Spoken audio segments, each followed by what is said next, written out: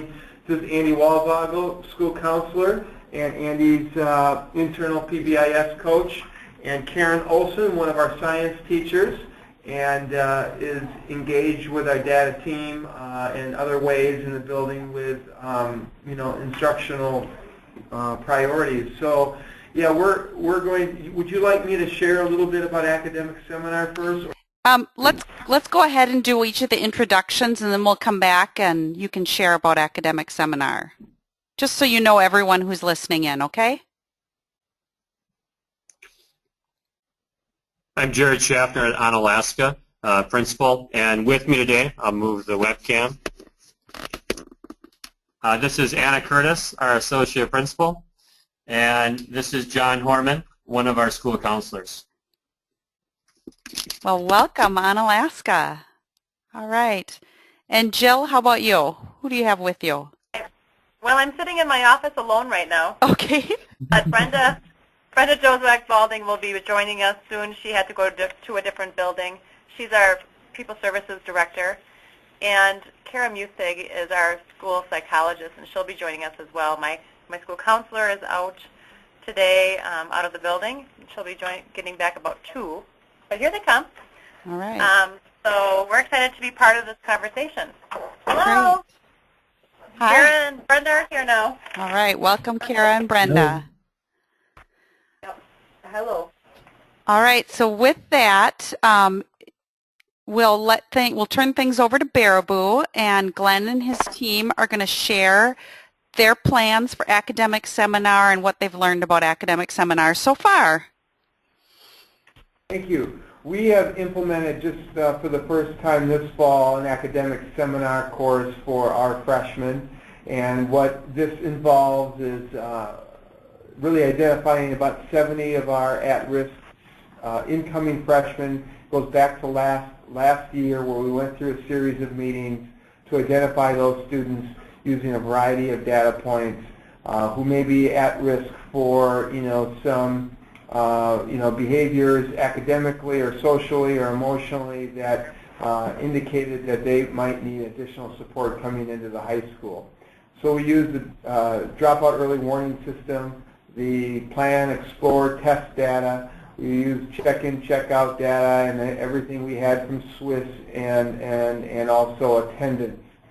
And so those students through a series of meetings were identified, and now we have a course, and we run a block schedule, an AB block schedule, 85-minute periods, where we have 6 sections of those students broken into 6 sections during the day, and a full-time teacher devoted to supporting their needs.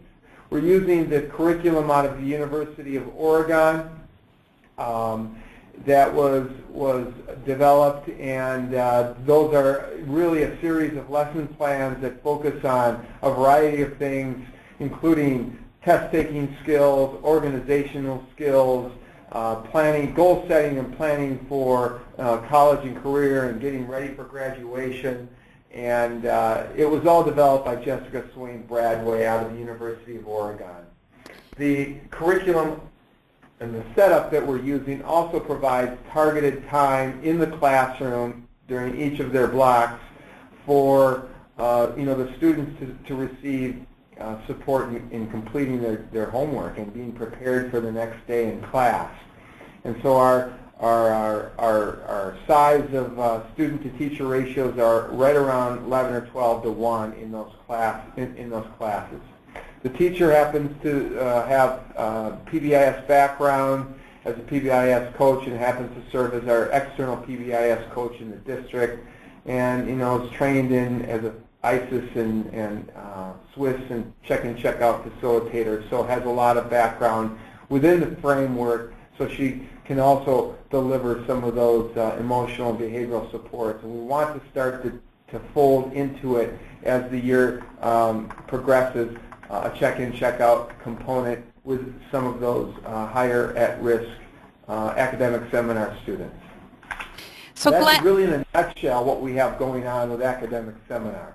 Glenn, I didn't give you the opportunity, but I can change the presenter on this to you, and then whatever computer you've launched GoToMeeting off, you could actually show us your screen, and any of the resources you have there. Okay. So are there things that would be helpful for you to show us, do you think? Well, right now probably not, but Okay. I certainly could send information. I can see that you've posted some information about it, and the curriculum is obtainable really off the internet, and that's what we're using. Our teacher happens to be working closely with Jessica Swain, Bradway in collaborating around the curriculum. She has quite an extensive array of resources that she's provided this teacher beyond what's in that pamphlet, I know, or within that curriculum, as other tools. And, they're also working together to gather a lot of data. So in terms of us being able to measure our support and our success, because there's the program. But this is this is in response to the fact that we, like many high schools, we're seeing that there are far too many failures at 9th grade, and these students need additional support in order to be successful as they make this transition. So we're going to watch that data really carefully. And we do, Glenn, you don't even know about this yet. We do have an opportunity coming up this year through the Wisconsin RTI Center where Jessica has agreed to support any schools in Wisconsin that want to implement academic seminar through, she right now is proposing perhaps monthly webinars, question-answer sessions. So certainly your schools could have the opportunity to join in on that if you'd like to. That's great. I'm sure we would. Yeah, we're still in the planning stages with her. And I think, Glenn, already you're sharing your data with her. That's the only thing she asks in return is so she can continue her research to share data with her. Right. We're looking at examining our list of students that we identified for academic seminar, and then what we're looking at comparing that to is one of the ways that we track this is the 20 or 30 students that weren't identified for academic seminar, maybe the next tier of student that needed support, and to kind of follow them through the year in terms of their grades and their success with their freshman year. That's one of the areas of data that we want to look at for measuring success. And obviously things like homework completion is another key area that the teacher is going to be monitoring and tracking on every 2 weeks. So things like that are really key because we want to make sure that we're able to report out to our Board of Education as well regularly. Yeah. Glenn, this is Jared from Onalaska. What % of your freshmen roughly are in academic seminar? About a third. And do they do this in lieu of a study hall or an elective? It's an elective course. It'll be a pass-fail course. It's an elective, so they'll get credit for it. They're scheduled to be in this course all year long. And we will have the luxury, I guess, of being able to say at semester if some students are really showing a lot of success and are ready to pick up a different elective, then we could look to move them into a different elective. On the flip side of that, we're likely to identify, as we do almost every day here as the school year starts, other students that maybe are new to our building that would benefit and can move into academic seminar for that support. So it's an elective course for credit, and it will run year long. And is any part of the course, is part of it like where they're focusing on homework completion during that, or is they're actually following the curriculum for almost the entire period? The curriculum allows time and supports time for application of the skills that they're learning through the curriculum. And so the idea is that there is a targeted time for homework assistance and support during every class. That's a really key piece of this as you go up there and see them engaging in their homework and their tasks that need to get completed. So the lessons lessons kind of spiral, so to speak. And yeah, there's key targeted time every academic seminar course for homework completion and support from the teacher. One additional question on that from our team. Is there any estimate of approximately what time is spent then from like within the academic seminar hours? Is 10%, 20%? Does it vary, like is dedicated to practicing those skills with actual homework? At this point, I'm not exactly sure, but as we went into the year, we were really targeting this as almost 50% of that time would be for homework completion, and that the students would really need that time to be, for the teacher, for one thing, to be able to provide that individual support to them each day that they're there. So I'm anticipating at least 50% of that time will be devoted to that homework completion part of the time. I'm just looking. Can I ask a question? Sure, absolutely. Glenn and team, I guess I'm wondering about how your teachers, core academic teachers, are responding to the number of students that you're putting in academic seminar, and what are they doing instructionally to scaffold the material as support so that the students have more time to be successful in the regular classroom? For the academic seminar students or all students? All students, but in particular that group of students, now that you've identified who they are, do the teachers know who they are, and what are they doing with the first good instruction to support those learners? Or aren't you there yet, which is Oh, we're working on it. It's a really excellent question. It's really going to be where, you know, the rubber hits the road as well. We started with a Google Doc that provided all of our teachers a watch list of students this year that were in some sort of intervention, including all of our academic seminar students. So our teachers can access that Google Doc, and it's a fluid document, but that they can identify who those students are in their classroom. The teacher herself has sent out information related to those students and how to best support them, at least at the outset of the school year. And part of that communication had to do with the importance of her having materials, a very level from all the teachers within that classroom, so that they could access it. Communication about tasks that need to be completed, because she's juggling a lot of different teachers within our building, and having those open lines of communication.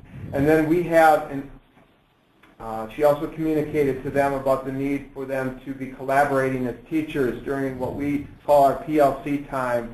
We have early release every Wednesday, and 2 Wednesdays out of the month are devoted to team intervention planning. And so she is going to be working on getting out into those academic teams to work with those teachers about how she can best support them in universal instruction. So that's a lot to juggle, though, for one person. It's really a collaborative approach. We have some structures and ways to do that. The other part of it is we have an enrichment period or intervention period 4 times a week, 40 minutes sandwiched between our first and second block. And so that's another opportunity for there to be collaboration among the core teachers and her, and how they can share those students to help them be supported. But all of this is really going to be a key piece to our development of the program, and really for all students, how we increase and improve our universal intervention for students. We're also going to be implementing something new this year called Homework Lunch for a core pilot group of freshmen, and I won't get into that right now since we're talking about academic seminar. And a couple follow-ups to that, what you just told us. One, I'm going to throw this out there. When I was the at-risk coordinator in Shawano, we ran something very similar to what you're doing with our students who are at high risk in Shawano. And what we ended up doing to help with the credit load, especially now with the increased credits for students, is we offered a core history class in the summer between their 8th grade and 9th grade year for that core group, where they got acclimated to the high school. We, of course, had to meet the hours, so it was pretty intense.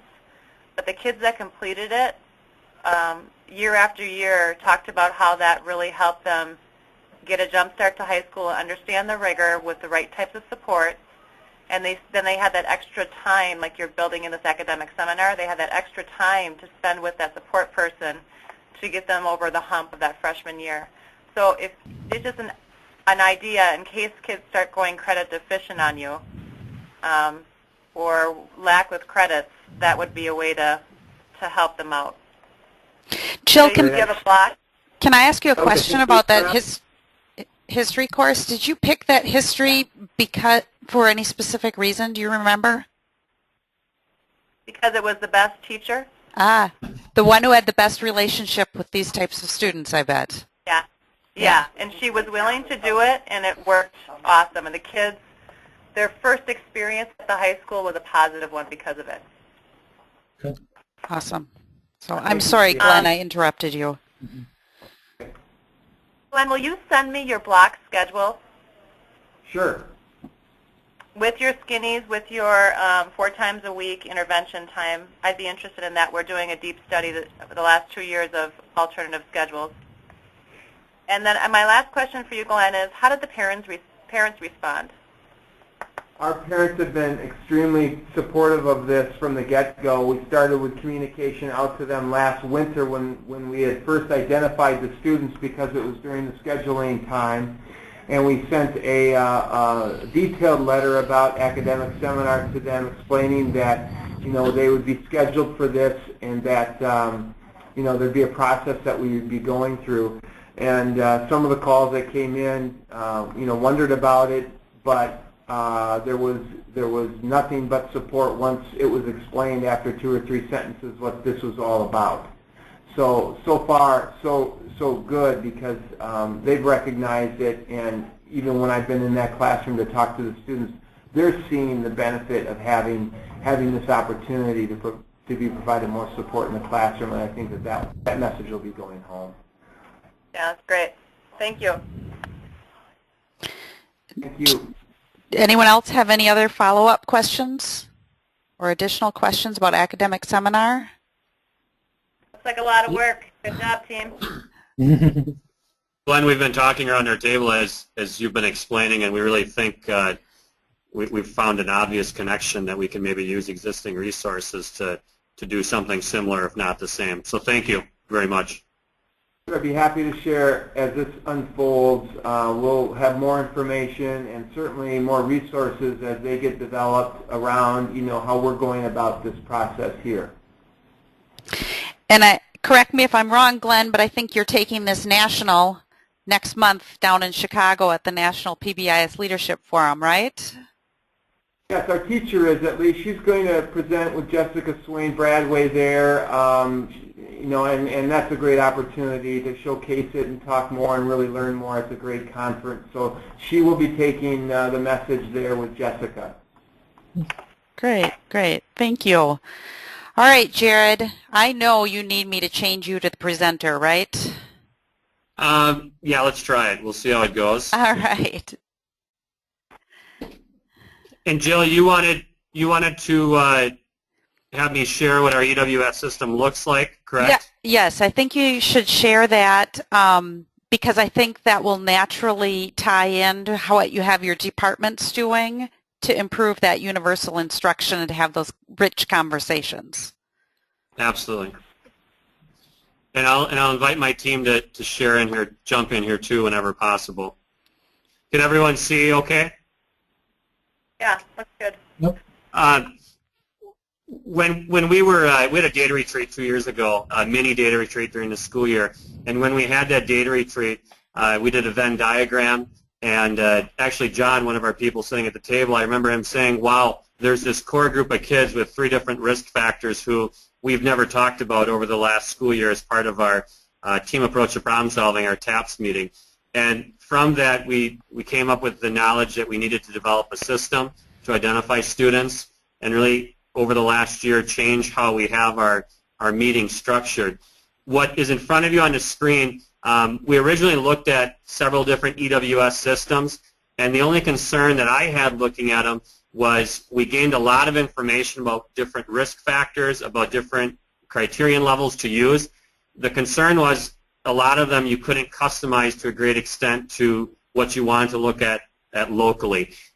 We have some specific academic achievement goals, and as part of that, we really wanted to look at a lot of different data points beyond what most of the EWS systems looked at. So we started out with Excel, and the reason that we started with Excel is because at that time that was the program I was most comfortable with, and we found some really neat things out with Excel that allows for really fast data entry. We have about 220 kids in a graduating class, and the last thing that I wanted was, for example, when we were entering the math MAP scores from the fall of the 8th grade year, I didn't want someone to have to sit here and enter these in manually from a sheet of paper or something else.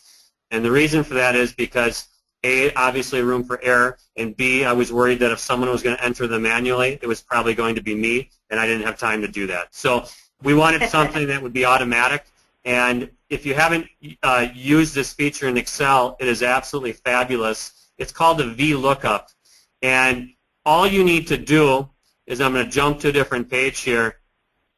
The nice thing about Excel is you can hide your mess in quite a few cases. So for example, let's jump just to, these were from the Explore test that the freshmen took, and this was their English percentile listed in column B, and then their student ID number in column A. One thing we learned is that all the EWS systems, none of them operate on student name. They all operate on student ID number because there's less room for error in how something is typed numerically versus how Hansen might be spelled. But the really nice thing is, so this is our calculation page on sheet 1. All we have to do is get to the right spot. So for example, the English percentile right here. And all I would do is go to the top of my screen and type in VLOOKUP. I would select the ID number that I want to look for. In this case, it's going to be cell C2. I jump to my page I'm pulling my data from, and I select the whole array that I'm going to be pulling from. In this case, for all 225 kids, I'm going to select all of this. And Joe, would it help if I actually did this? No, I think it's okay the way you're just... Okay. And then simply putting in there that it's a 2-column array and then a 0 at the end, and it automatically looks for this student ID number and then pulls in the value that's selected for it. So in this case, the 6th percentile. You simply do a copy-paste from this cell, fill all the way down, and all of your scores automatically fill. If I'm pulling scores out of NWEA for MAP, if I'm pulling scores from out of our attendance program or any of our student management program, to do 220 entries takes roughly 30 seconds to a minute after you've done it once and know what you're doing with it. So the Excel piece allows for a really quick upload of information, and as you can see, you can really make it as messy and comprehensive as you want and add in whatever different data points that you want along the way. And the nice thing is that at data retreats that we have throughout the year or in summer or at a team meeting, like in this case where it had algebra struggle, this was just something where we went through and added algebra struggle and put a check mark in if they struggled, and then we could pull out any information that we wanted on those specific students using our Microsoft Excel database.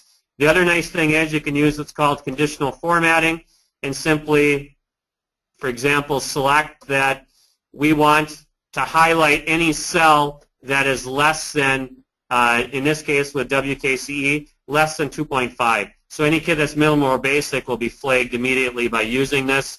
Very simple and quick to use. So this is how we get a lot of information very quickly uploaded, and it's how we can put in as much as we want about a single student. If we are talking about individual students, the other nice thing is we can go across the page and look at, is a student in a program, is a student of a low socioeconomic background, go right across the page and see everything on that kid. However, this is hard if you're going to look at it from a progress monitoring standpoint, because what we also wanted was we have an intervention called eMath. It's a companion course for algebra, geometry, algebra 2, where if the kid needs extra time and support, it's an elective credit where they're with the math teacher getting extra time and support during the school day. We wanted to be able to, when we're in our math PLC, say, are those students showing, increase in achievement using MAP, for example, as a validator? And what we needed was a simple way to pull every kid out of here that had eMath and then look at what their fall growth or fall score was, their winter score, their spring score. If we wanted to look at what their Explorer math percentile was, any of those data points, we needed something quick and easy to do that. And Excel, to the best of my knowledge, doesn't do that. I spent a lot of nights playing with different components and it didn't work. Microsoft Access comes into play now. And the nice thing about Microsoft Access is you can run a quick query for any of your databases. So for example, I apologize, my computer's not connecting fast. So I'm going to select my 9th grade, and then I'm going to pull out ID number, and I want to pull out students that were in eMath. So in this case, because I want students that were just in eMath, I'll just put, for example, equals eMath. And then whatever other things I want to pull out about those students, we can quickly do. So in this case, I'm just going to go to Map and select their fall score. I'm going to quickly go for the interest of time and select their spring score. And I'll click Run. And it's going to pull out just the students that were in eMath, their fall score, their spring score. And then from there, we can sort by lowest, highest, however we want to sort from that point. Very cool.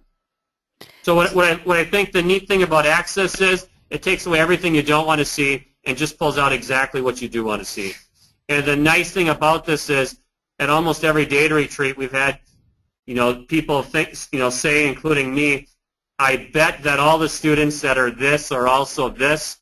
In a matter of 2 minutes, we can pull it up on the screen and say, well, actually, no, that's not the case. Some of the students might be low in math and reading, but a lot of the students that are low, for example, in this area, are not low in a different area. So it helps us work at least on correct basis rather than wrong assumptions. And we're really in the infancy stage of knowing how to use this most correctly. Well, Jared, it sounds pretty sophisticated to me. It's not as sophisticated though. Just so you, I used Excel in college, but I don't use Excel on a daily basis. And if you Google anything, you get these short video clips from Microsoft Office support on how to do anything in either Excel or Access. Yes, you've spoken of that several times. I think that's a wonderful resource to find those videos on how to do something. So Jared, how does this then help your PLCs? How do you help your PLCs improve universal instruction? What do they do in your school? I'll use eMath as a quick example. eMath is ends up being a targeted population, and sometimes our math teachers can feel like they're beating their head against the wall during that period. So one, a validation that, for example, we're seeing improvements, or we're not seeing improvements with the students in this particular section, allows us to have common or better conversations then about best practices, which we've spent a lot of time in our math PLCs doing in the past year. But the other part that teams have asked for now, for example, in science, they've asked for the fall map scores or spring map scores at this point for all of their students in physical science courses, so they know where their students are starting at. And what that has allowed them to do is have a better understanding of how realistic this reading assignment is, or in other cases validating that we do need that reading support coming in and helping our teams work with discipline literacy, which has been our primary focus over the last year. We also we developed a sheet last year too that any of our PLCs can make data requests to either me or Anna for any specific information they're looking for outside of socioeconomic status being something we don't share. I also think it's important for you to maybe take a step back and explain how your school is, because I think you're organized by departments for your PLC teams. Yes, our PLC teams are, for example, in social studies. This morning when we had our first regular PLC meeting of the year, it started out as the entire social studies team, all 7, and then we quickly broke into U.S. history team, world history team, econ team, which are the 3 easy distinctions in that department. What we've really learned within those teams is that the quality of the collaboration dramatically increases if we bring in the evidence of what the students are doing, that we're doing across the board common. The things that we did last year in social studies with discipline literacy, I'm so proud of that department with the progress they've made as a PLC, but specifically last year when one of them was in the educator effectiveness pilot, and because of that we did a department SLO with discipline literacy. It really led to some great understanding of where specifically our students are struggling in reading. For example, 2 major, I'll say, learnings that we had from that.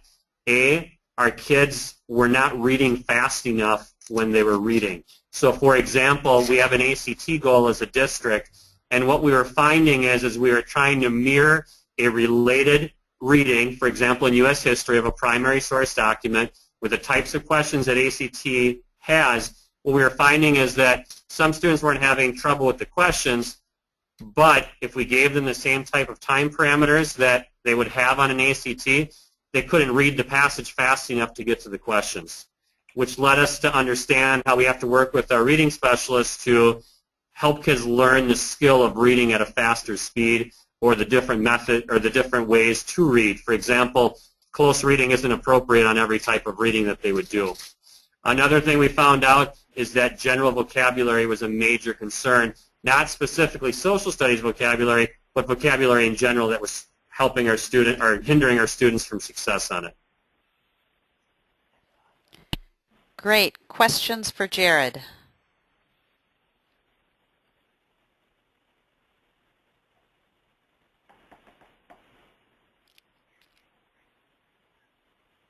Who prepares all this data for your staff? At this point, I own access to it, as well as Anna, our associate principal. We're the only 2 that have access to it at this point. Part of that is I know how quickly my fingers can screw something up and suddenly lose something or change the parameters. So at this point, I've been the one that's been uploading everything, which, again, I don't want to oversimplify it, but by using some of the features of Excel, like when we do our first 20-day absence rate for excused or unexcused, it's a very fast upload. I can do attendance for 9/12, uploading it in less than 5 minutes for all 4 grades. So that part doesn't take a lot of time. And then you saw, doing a query with the Access database is very fast.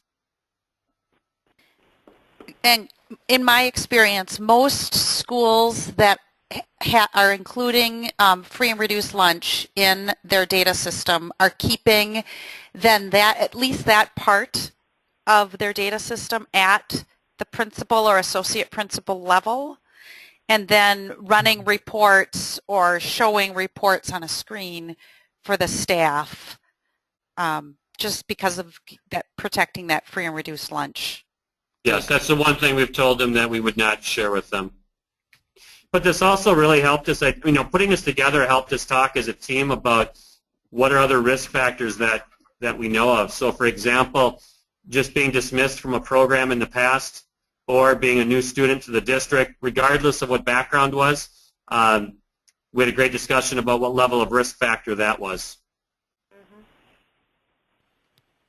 Any disruption is going to be a risk. Okay. Any other questions? No, it looks good. All right. Great conversation with your staff. Yes. The last thing I would add is that with Jill's help this last winter, one way that we've been able to change our team approach to problem solving and then focusing on using our system is that instead of, we have a meeting once a week with our 3 counselors, our administration, our at-risk teachers, our school liaison officer, our nurse, our school psychologist.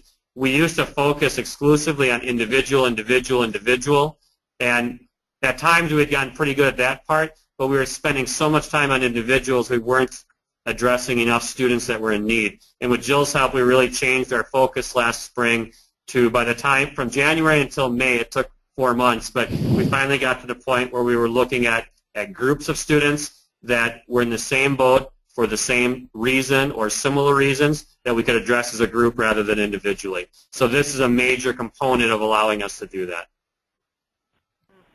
Yes, having the right data easily accessible is crucial to have those conversations. Mm-hmm. Okay, then I think we're going to transition over to Jill. Jill, you probably want to show some things on your computer screen?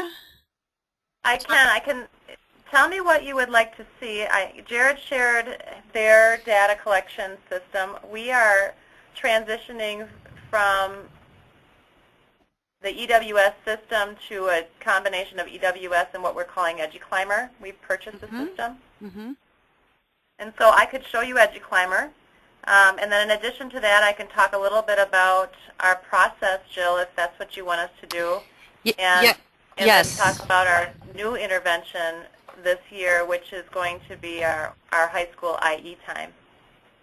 Yes, I think your data room that you've been using, I think would be really crucial to share that, and so that process that you have in place for universal screening, kind of how it's transitioning for you. And then I know you have your school organized a little differently for that collaborative piece, and I think that I can show you those documents. Yeah, I think that would be really useful for the others to see.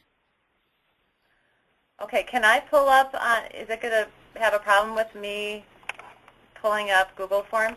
Nope, it won't. It shouldn't. Anything that's on your screen should show once you say, give it permission to show your screen.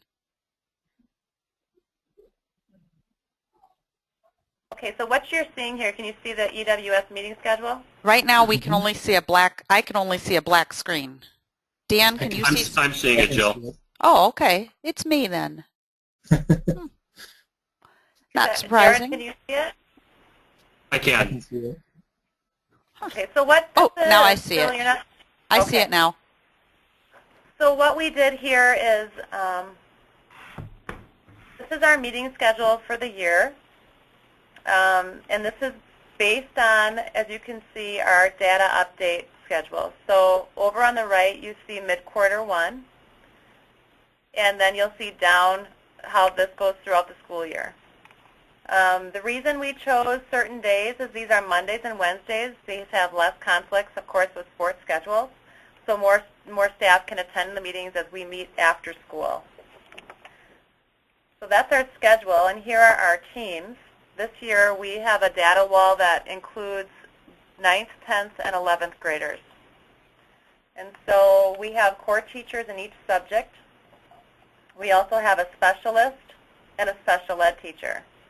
And for our freshmen, we included our health teacher because all freshmen have to have health. Okay. And then we also included 2 math because we have levels of math still at our high school, pre-algebra and algebra. And so these are our teams. And the red means we still need to fill these positions. Just to interject for a moment, this is what I think both Dan and I would say that we're seeing across the state with high schools especially, that you have to make a decision, a concrete decision based upon the culture and context of your own school. Are we going to organize our collaborative process around grade level or around departments? And so we just heard Jared talk about how at Onalaska they're organized around departments. So now we can see really clearly that at Wittenberg, Birnamwood, they're organized around grade levels. That is an important decision for schools to make, definitely being responsive to the culture and context of your own school. Yeah, I'd agree, Jill. Go ahead. I'd agree. I see different high schools doing it one way and different high schools doing it the other way. And I think a lot of it depends on size and how the high school is typically organized. Yeah. And that is one of, according to Doug and Lynn Fuchs in their research, that is one key difference for high schools versus elementary implementation. Elementary is essentially you can take one structure, their system structure, and it's almost duplicated from one elementary to the next. High schools tend to look very different based upon the culture of their own school and the context and kind of the structure you have in place. So it's important to respect that. So go ahead, Jill. When we meet as teams, we meet as grade level teams. We also have time set aside throughout the school year where our vertical core teams meet. So our social studies department will meet. And that's where I was listening to Jared talk about how their teams talk about good core instruction and thinking like a historian and all of those good disciplinary and literacy strategies. They focus on good core instruction strategies in our vertical teaming, and then they also talk about it at our grade level teams. When we look at the data and we see through our EWS data collections that we have groups of kids who are struggling with certain areas, like informational text, for example, was one of the focus areas for the 10th grade team last year. And so then all the teachers increased their exposure for students on informational text in their content area. And that all came from the data. So they talked about it as a team in our grade level team meetings, but then when they went back to their core vertical meetings, they talked about what does that look like in social studies, what does it look like in science, how do we do that in our specialist areas. And then we have outside coaches that come in and support all of our core academics and our specialists right now for better to boost up our core universal. So, so those are our teams, and these are our indicators. So if you see down the left side here, you can see that we're using multiple different pieces of data, and this is when we use them. And the protocol is set up for staff, and the indicators are indicated on the wall in the data room, and I can show you a picture of the data room. But these are the stickers identifying, so you'll see when I show you some pictures that we have cards for each student, and the cards have stickers on them, and they also have just little notes, and it's organized in writing how the kids did. We use the 65th percentile as our goal mark, and that has changed our thinking and our conversations, but it's been very, very powerful, I think. So this is this document that I've shared with my staff. Does that help with organization of how we're organizing things? Yes. Okay. Jill, I have a question about the data tab you showed us. Yep. Actually, the data one, not the. Are you still using that connections survey? We are. Okay. Yep. I could probably add that. Well, I don't know if you use it there or if you use it as part of more of your digging deeper process. I just, as I saw that, I went, oh, yeah, that's something you should probably share with Baraboo and Onalaska, too, when you think it's appropriate. Okay. So that's that document. Let me see. What else did you want? Jill, can I ask you a question quick about your data? You had on there the common assessments and to be determined. Have you thought, I mean, has that been fleshed out yet? Because that's something we're trying to figure out also. We are currently working on importing all of our curriculum into Rubicon Atlas. And, you know, I think all of us could agree that the first thing we need to know is what we're teaching. And so we need to get a good handle on exactly what we're teaching, make sure it's completely aligned to the Common Core, and that we're using disciplinary and literacy strategies.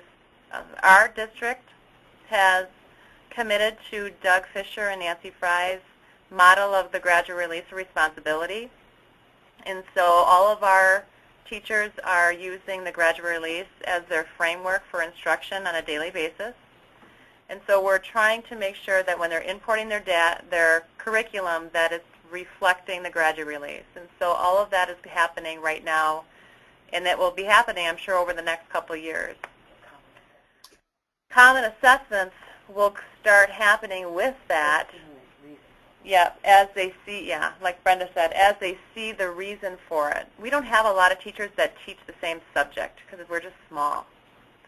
So that's hard. That's where I want that process to start. So if I have two teachers teaching U.S. history, then I want them to get together and say, let's do a common assessment so that our pacing is on and our kids are on track, and then we can look at where we're teaching good, our good instruction is, or maybe we're not doing such a good job, and then collaborate, because that gives a purpose for that collaborative discussion about how did you teach this unit and how did you do it, because your results were much better than mine.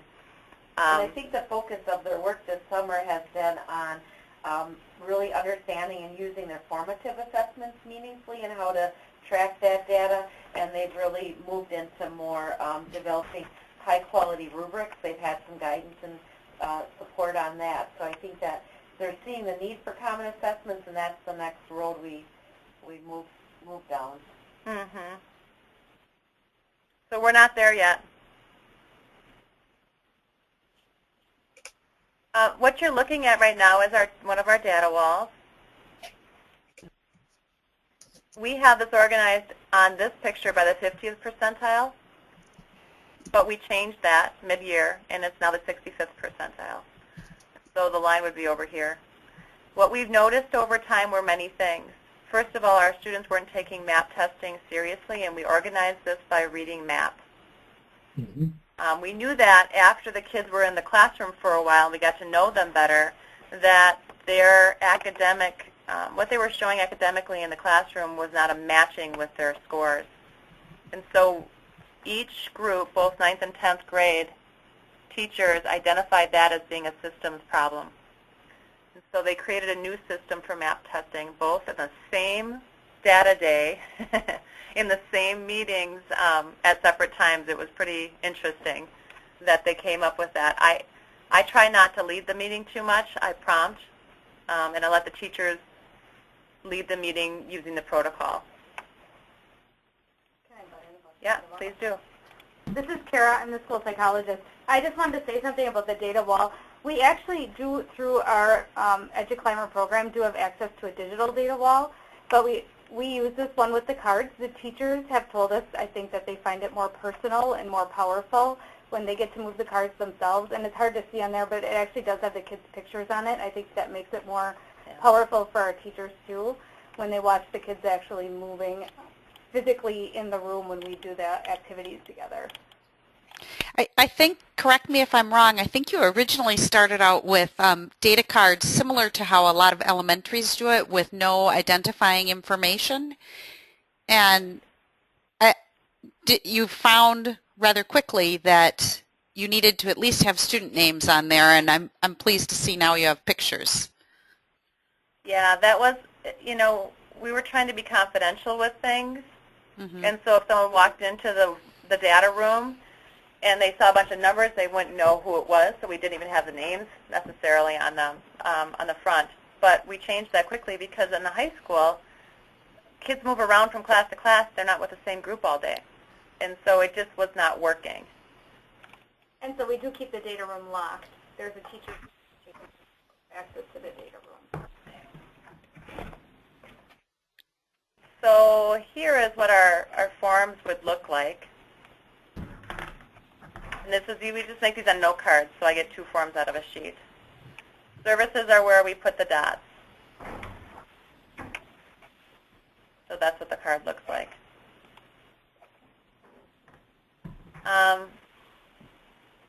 We could talk a little bit about how our team started. When I first got to Wittenberg, Birnamwood, the idea of talking about our teaching was very foreign to the staff. It was uncomfortable. We were very much a closed-door, pillared type of a high school. And so we slowly tried to break that down. And then when we introduced the EWS meetings, we saw a huge transformation on accountability and ownership of the students as individuals instead of just teaching the subject matter, which was as a principal, my underlying goal for the year was just to get teachers to see that they're responsible for each student and that it's a shared process. And that really is what happened last year with our discussions and through discussions in these meetings when we would look at the data as a individual and then we would look at the data as a whole. They were identifying groups of kids who we could target to get over the hump from maybe a basic to proficient because they were right on that line. Using the data wall, you can see that because it's all clumped together. So if you can see behind this group of people right here, we would talk about this group of kids. Who are they? And then we'd look at the data, and we would say, okay, these kids have this in common because we looked at the Descartes and map or what have you. And we could identify the strategies needed to move them up and over the hump so that if this was the proficiency mark, they can move over that. Noticing these things was very important for our staff. Noticing that these kids at the bottom end have many stickers, meaning they have a lot of built-in supports already. And we're working hard to do a better job to close this gap, but these supports are in place. What are we doing for these kids? And that was a powerful conversation. We also went, if you could see up here, these are our high flyers. What are we doing to make sure that we're not neglecting the kids who are doing well in our building? And how can we make sure that there's an assurance to their parents and families and them themselves that what we're doing to move them forward is just as important as any other student?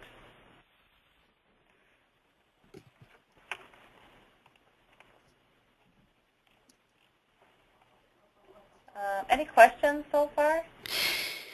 Jill, I think during some of those conversations, if I remember right, because they were some amazing conversations with your teams, if I remember right, some of the conversation about that universal instruction, I even remember them talking about, it seems like it was vocabulary, just like Jared had spoken to in Onalaska, that was one of the ahas that, boy, we better do some work around vocabulary in our instruction for these, I think it was the sophomore team at that time. Yeah, so what we do then, when we identify the needs, like vocabulary, then we communicate with our coaches, our external coaches, and myself, and internally we have a lot of experts. And then we start having conversations and after-school meetings. And so one of the things I did last year is I had staff workshops, and they weren't mandatory, but a lot of the ideas of what the needs were, I developed a workshop, and then the staff would come and we would learn more together about how to best serve students, whether it was academic vocabulary in the content area, disciplinary literacy in the content areas. What else did we do? Graduate release, productive group work. Many of those things all were connected to these meetings and came from these meetings so staff could see that their professional development was purposeful and meaningful and connected to student achievement. Yeah, as part of that, didn't you also change your staff meetings to become... Yeah. Go ahead, tell about that. Those are interesting. Yeah, we have been working more than anything on culture, just growing a culture of support and trust in our building. And one of the things that we did is we have morning meetings. We have no longer do any staff meetings after school. The only after-school meetings we do are data meetings or PBIS meetings. And so every morning for 10 minutes we meet as a staff and we stand in a circle and we talk first about student concerns and faculty concerns. So I start the meeting and I say, what do we need to do today to make sure everyone in our building is successful? And like this morning, we shared that a student's mom was diagnosed with cancer. And so how are we going to support her through this process? How much, do we share? Where does she go if she's feeling like she needs support and things like that? We also share staff needs so that we're taking care of each other first. And then after that, we go to important reminders. And if I have time, we also do strategies and celebrations. Yep. So we do how many people have been working on productive group work, how's it going, what's the new strategy you're using in your classroom, do you want to share, things like that. Come up every now and then, but usually we have a lot of business to take care of, so we spend the whole 10 minutes, and when 10 minutes is up, we're done. So we meet together as a family in the morning just to start our day with our support system. How many staff is that, Jill? I'm just trying to envision. 35 staff, and we stand in a circle in a classroom on the corner next to the entry of our building. Because one of the concerns was, well, what about supervision during those 10 minutes? It has not been a problem, ever. Because it's before school starts, kids are coming into the building, they know that we're all in there. The door's shut because it's private, but we're right at the entry. So it's been fantastic. That Brenda just said it's all Doug Fisher. That all came from Doug and Nancy's school.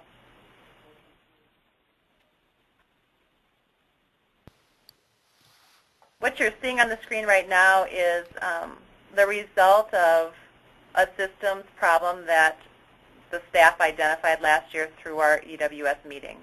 And this is just what the sophomore team decided they needed to do differently with the sophomores to make the MAP experience, that testing experience, more meaningful for them individually.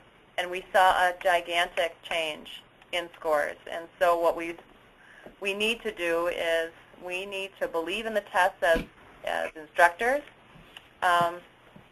just like you do in your content area, and then the kids believe in it too. But if we poo-poo it or we act like it's a pain and it's wasted time, then the kids act as the same way. So they noticed that was happening, and so they all changed, and it was powerful. So this is just an example of how they rolled that out. This year, we are diving into an IE system for the high school. And so we spent over a half a day, beginning of the school year, working out what does that mean. I'll just show you some examples of what we decided. First of all, like everybody else, our freshman failures were a problem when we first got here. And so we worked on systems to rectify that, and I can say that that's worked out really well for our students, and the majority of our kids do not earn D's or F's because we've created support systems for our freshmen. One of the things that we did is we had a freshman-only study hall. So now our study hall is at the end of the day, and we call it intervention and enrichment system during advisory time. So the cover letter to this system was sent out to the parents last week. We talked about what it is and why. And then here is, hopefully you can see this. You're not seeing everything on here. Unfortunately, on Google Docs, it's not taking, I can maybe pull up a different document. But what this is, it's a flow chart of who can go where and when. So if a student is flagged in EWS, or if they're flagged by a teacher, they cannot go somewhere. It'd be easier maybe to see the freshman version.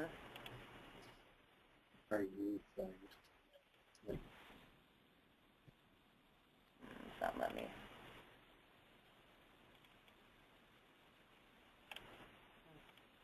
No, it's not going to let me play it. I actually think we could see the one you showed us pretty clearly. It was good. Mm-hmm. Okay. So if our freshmen, for example, if our freshmen are not meeting benchmarks, they're in an intervention class, and that's mandatory. So if you're flagged for an intervention, you must go to the intervention, and that's non-negotiable because we have to double dose, and that's just what we do. And so they will go to reading or math support if they are flagged in a booster.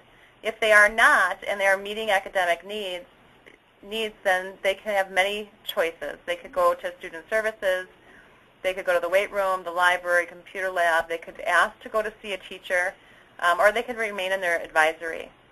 But if a teacher flags them during the day, for example, if if they've done a lesson and they notice that 6 kids didn't understand it because they did an exit slip and they need to move on with the lesson, they could call back those kids. And we have a system of callback. So they could go into this document and call back these students. And then the kids have to go there. That is first and foremost. So if they wanted to go to the, let's say their homework was done, they weren't getting any D's and F's, and a teacher called them, did a callback, they have to go there. That's a non-negotiable. So that is how we've set this system up, and here's what the system looks like. So here are all of our students. Our largest class right now is 110 kids. That's our seniors. So if, let's just say, this student needed to go to, see, his advisor is Mrs. Moucher. So then I would go to the bottom of the screen, and I would find her advisory. And you can see that one teacher, for this student, this teacher is requesting him today, all hour. He needs to go there. The rest of the students, as of right now, can choose what they want to do. If the kids have a red, they are on honors, and they have extra privileges. But if an honors kid wants to go, let's say they want to leave off campus and they have a call back from a core teacher, they cannot leave. We're just trying to base it on, it's an intervention, it's got to be timely, it's got to be direct, and it's got to be urgent, and there has to be some non-negotiables. So if you're going to be an honor student, then you're going to have to make sure you're doing everything you need to do to be academically successful. And so we'll see how it goes. But this is our next step for our early warning systems interventions. Jill, could you share about that connection survey and how you use it? Yeah. One of the things that came out of EWS is that we noticed that kids needed just somebody else to connect with. So I don't know if I have it pulled up here, but I'll find it. So what we did is we created a connection survey, and when we did it, we said to ourselves, these kids I connect with, and we jotted that all down on a form. But then what we realized is we needed to know if the kids connected with us, because there's often a mismatch. Sometimes I think kids connect with me, and they think, I don't connect with you at all. And so why would I want you to be my mentor just because you like me? So we made that document, and we use that when we see kids are in high need of having an extra connection. Let me see if I can find it. Go ahead. I would just say, too, I think most of our high school kids seem to be more, I don't have a lot of data yet on this, but seem to be more responsive to having that mentor connection, or more like a check-in-connect connection, than doing the check-in, check-out system at the high school level. We've just found the check-in, check-out to be more successful in the lower grades, but at the high school, they really seem to respond better to having a mentor-like connection. So here's what it looked like. All the students, all the staff. So if Kyle Anderson had a connection with Mrs. Bacon, and if she had a connection with him. High connection or low. So some connection or strong connection. So is the X the student connection with the teacher, or is that the teacher connection with the student? The X, yeah, the X says this is both. Oh, okay. Yep. Let me look at the sophomores one. And you can see, which is interesting to me, where some of our new staff are. Yeah. Because there's like no connection. Yeah. It's just because they don't know them yet. Yeah. And then there's also staff who think that they have a high connection with too many kids. Unhealthy. And they don't understand what a some connection is and a strong connection is. And so we had to redefine that pretty intensely because there was misunderstanding. Boy, and you can certainly see which students are strongly connected to the school. Oh, yeah. and which kids aren't. And which kids aren't.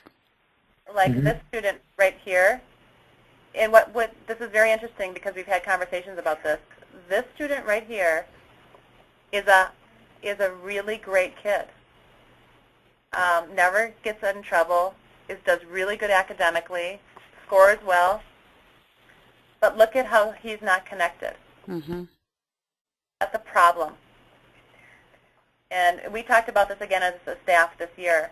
We cannot forget that our highly involved students are still kids,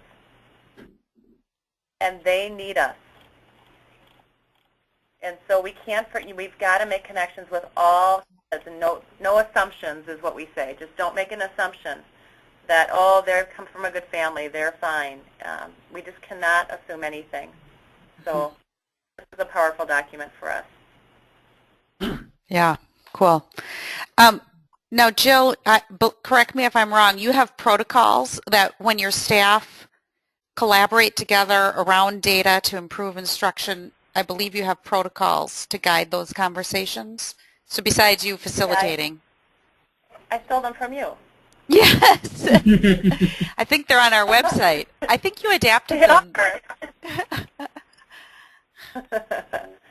So right now we're basically using the benchmark analysis protocol for all of our meetings.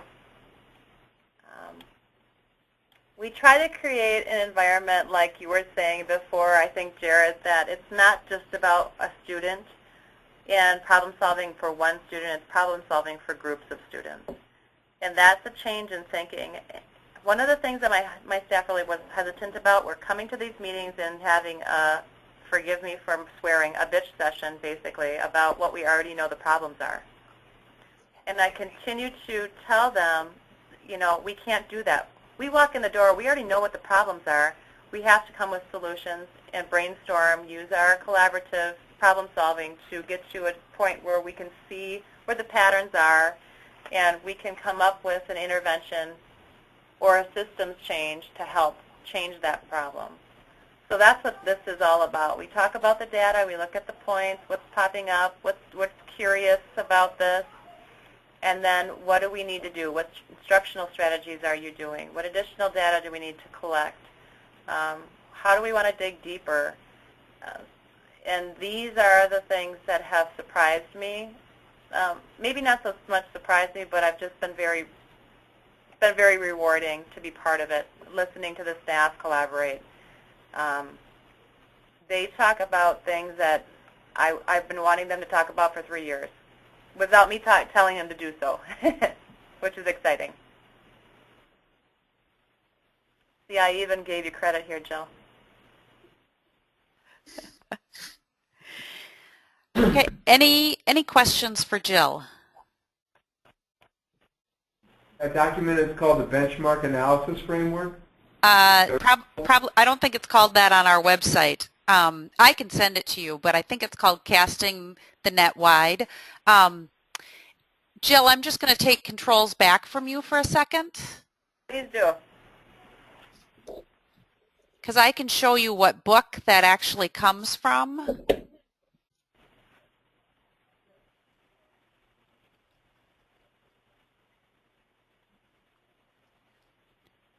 We use this book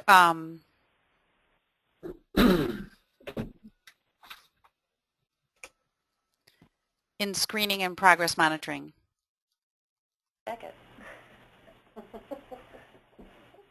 This book here is full of protocols that you can use when working with teams, and it is a great book. I love it because it's a real time. It's not a book you sit down and read cover to cover.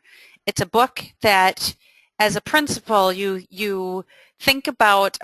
Okay, what problem am I trying to help this team work through? And you can then just go right to this book to, oh, look, here's a protocol set out exactly for how I can facilitate this team through whatever challenge they're facing. And so that protocol that Jill is usually using was actually adapted out of the Casting the Net Wide protocol from this book. So it just is a really great resource. Thank you.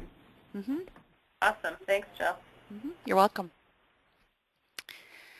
I actually, related to protocols, Jared, I think you have, you do protocols in a little different manner at Onalaska, correct? Don't you have, go ahead, you talk about it. I'm not going to. Protocols for? When you're, like when your departments meet, kind of that agenda they use to guide their conversations to keep them focused so it doesn't become admiring the problem? Oh, for our integrated, our TAPS team, essentially. Either TAPS or your department teams. Yes, and one major change we had with our TAPS, and again based off our visit last winter, was it's required everyone has to share a celebration related to either a group of students or a student at the very beginning. And it's amazing when I say that for as positive as our group is about students, it was really hard to get away from the yeah, but after a celebration. So, you know, this group of students, for example, their attendance has improved dramatically, but, and we had to get rid of the buts in there so that it could be entirely celebration focused and not a backhanded admiring of a problem instead.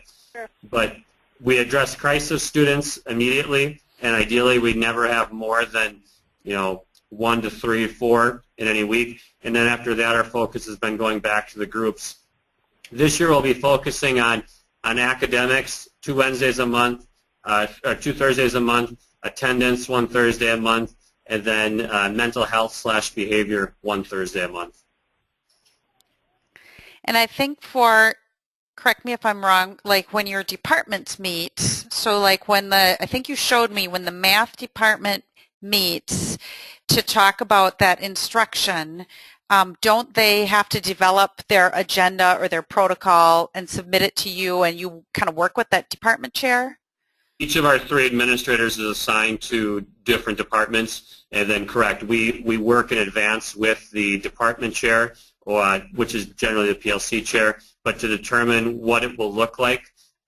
We started off 6 years ago being, excuse me, being 2 uniforms 6 years ago, and then we differentiated. We went probably too far in giving too much ownership, and I think now in most cases we have a healthy balance of administrative / team PLC input / ownership of the agenda. And that's been a fine line in the PLC world to know where that line is and where it isn't. Okay. Does anyone have any other follow-up questions for any of the schools? Jared, we found the same thing. As far as control, having too much control from the administration and then giving too much away and then trying to find that middle ground and now differentiating for our staff. We found the same thing. And I found that within each of our PLCs, the line is in a different spot, which makes it challenging. Yeah, it's just like kids, right? Yeah. Yeah. I want to thank both of your schools. As we've been talking, I've muted our mic occasionally because of discussions we've had about something that we need to look at differently because of what either Baraboo or Wittenberg has said, or things that we can change relatively soon. So thank you to both of your schools. Yeah, you're welcome. Thank you. And a good time to talk and think about what the next steps might look like. Jill, thank you for coordinating this. You're welcome. Happy to do it. This is part of our mission at the center. So anytime y'all need something, let us know. We're happy to help. Yep. And Jared, Liz says hi, by the way. Should have stopped for supper this weekend when I was in town. Should have. All right. Good start to your year. Thank you. Thanks, Glenn. Bye, everyone. Thank you all. Bye. Bye.